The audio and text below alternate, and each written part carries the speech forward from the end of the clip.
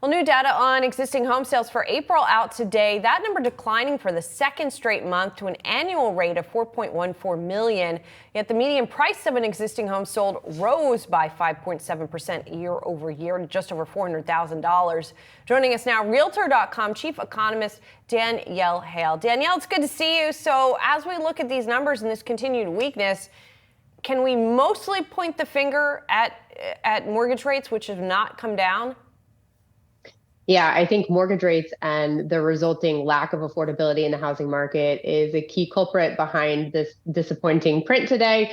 I should say somewhat disappointing print. So 3.14 million, or I'm sorry, 4.14 million, a modest decline from last month. Home sales have been at this relatively low 4 million plus level for the past several months. They're really kind of struggling to break out of here because there are some significant challenges in the housing market, not just higher mortgage rates, but also home prices that hit a new high for this time of year and continue to present affordability challenges. In order to really make some headway against these challenges, we're going to need to see more building. The housing market continues to be short on supply, even though we did see some optimistic numbers, some signs of improving supply. We're still not at a point where supply is ample enough to help cool off home price growth. Danielle, let's stick with mortgage rates for a second, because I'm on Mortgage News Daily here. They're telling me the 30-year fixed, Danielle, 7.09%. I'm interested where you think that is, 6 months from now, Danielle, 12 months from now. And what's the rate that we need to see to really jumpstart greater activity, Danielle? Do you think it's 6.5, 6, lower?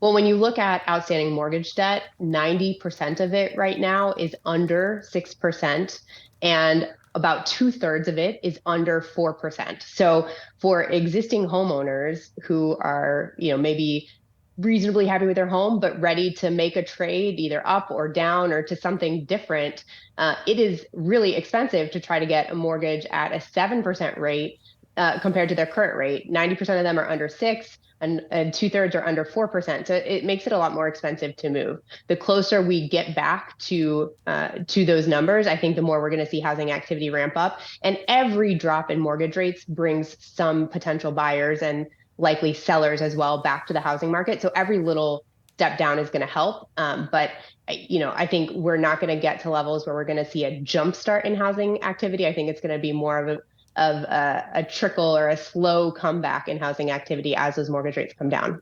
Danielle, I'm really curious about the new home market versus the existing home market, right? The existing home market, much bigger, to be sure, but we are not seeing the same kind of pricing pressure in the new home market. We're seeing incentives still be offered because the home builders want to move those homes. So if people are looking right now, are new homes actually more affordable on a relative basis? They're not necessarily more affordable on an absolute price basis, but I think new homes are definitely an area that consumers should explore, especially if they're in a region like the South, where builders have been really active. Parts of the Southwest, builders remain active. And so, builders don't have a low existing mortgage rate that they are tied into. And so they have continued to build and create inventory that is available for buyers. They also are, they're a business. And so they're very pragmatic when looking at the market. If they need to make incentives in order to make a home purchase affordable for buyers, they have shown a willingness to do so, whether that's cutting asking prices or offering mortgage rate buy downs, either temporary or longer term. And so as a result, if consumers are shopping and they see, if they haven't considered new homes, it does make sense to consider them. New homes right now, because builders have done a good job of keeping up their pace of activity, represent about 30% of the market of homes for sale. So it is likely that consumers are going to have new homes as an option to consider, and perhaps more so than they can find in the existing home market today. All right, Danielle, always appreciate having you on the show. Thanks so much for joining us. Absolutely.